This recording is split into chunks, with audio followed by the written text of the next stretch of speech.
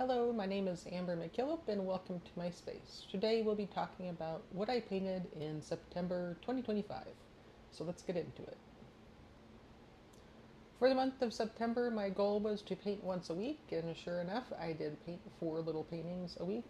Like, if you can see my previous videos, I'm doing the 100 paintings a year. I don't know if I'll get through all 100, but at least it gives me some boundaries and some structures to my art practice and encouragement to do it consistently. As I said previously, for September, I'm referencing, or I had the option, I gave myself the option to reference a art prompt calendar. This was put out by Diane Antone, and I can link that below again. And her YouTube channel is wonderful. She does watercolor, but I think the principles she teaches and just the way she approaches art can be applied to all sorts of mediums. Most of the time she ends up doing mixed media anyways. So I had this available on my little table in case I sat down with no real concept of what I wanted to do. And 2 of the 4 paintings actually did get inspired by this calendar. So the first painting is painting number 37, done on September 9th. And it was inspired by the word floating. So hopefully it's pretty obvious. There's clouds floating above green hills. And that was fun. It was enjoyable to just paint the motion, kind of inspired by the Picasso's Starry Night with the lines in the, what do you call it, in the sky. So that was fun, enjoyable, relaxing. The second painting was on the 12th, and I was in a whimsical mood and was thinking about bunnies. And so here's a little bunny looking at his carrot. Once again, I'm using the slow dry acrylics on the watercolor paper. And this particular one, I did try to pull out the white pins and the black pins to add details to the painting. I think he turned out pretty cute.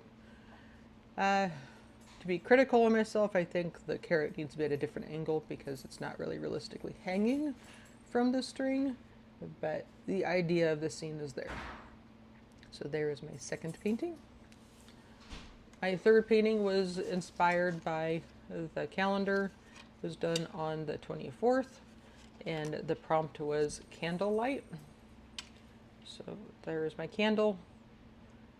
I think it's very atmospheric, especially this purple line here that gives a wispy look around the candle.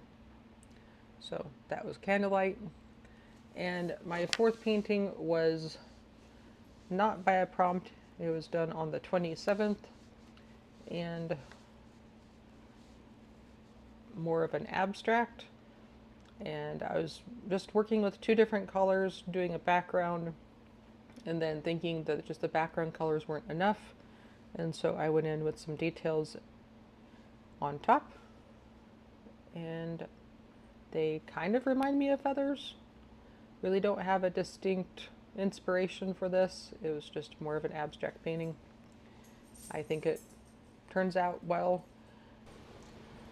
With my paintings, there are 2 things I'm currently working with or playing around with, and one is mixing my own colors. So I start with primary colors and mix the colors I want. I find that the red color really makes a difference of whether or not I can even get purples, or if it just turns into a weird brown and I never get to a purple. So I'm practicing mixing my own colors to get to the colors I want. And then the other thing I'm pretty continually aware with painting is the contrast, because I truly believe good contrast equals a, not necessarily good painting, but it adds depth and it adds structure and it adds interest to paintings. So a lot of times at the end or throughout the process, I squint my eyes and go, is it still distinct what's happening? Is it just one big blob? The lights get turned off, or is there still color on it? And just working on contrast and definition, because those are things I enjoy painting. So October will be starting on painting number 41, and I still have the goal of painting 4 times a week, and we'll see how that works, because we have commitments outside of our home in October. Now in October, I'm still going to have this prompt calendar from Diane, because there's plenty of squares I haven't done anything with. But I am interested in pulling up the prompt calendar for Inktober. I know it's in the name, you should be using ink or pen or whatever, but it's still a prompt calendar, and it might still give me ideas of a painting if I am clueless and wondering what should I paint right now. So more prompt resources are always welcome.